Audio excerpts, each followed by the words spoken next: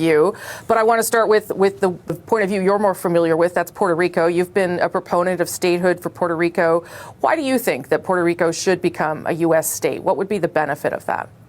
Well, there's plenty of reasons. The top of mind is quality of life. Puerto Ricans, different than Canadians in that sense. We've been part of the United States as an unincorporated territory for over 100 years.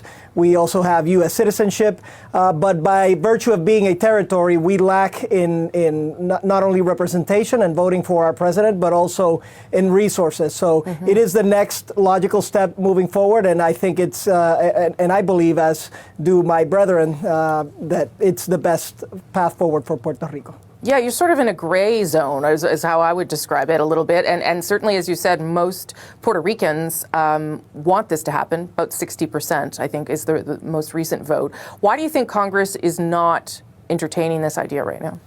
Well, it's always a push. If you look at the history of the United States, the transition of territories towards states typically takes a while. There are some logistical considerations in the forefront, whether it's the economy or some sort of a connection. But then at the end, it boils down to politics and which party supports it and which party doesn't.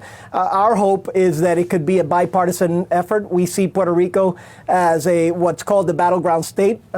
Certainly, it's voted Democrat in some instances, but for the most part, it is a center-right society. So we believe that Puerto Rico can add a ton of value to the United States. And you know, Rosemary, we're already within the United States. A big difference is that the U.S. citizens on the island, we number about 3.2 million, whereas those Puerto Ricans that have moved to the States because they can just jump on a plane, it's about 6 million Puerto Ricans in the state. So it's the next natural step. If President Trump wants to be an expansionist president, what better way to expand than to give the U.S. citizens of Puerto Rico that next step?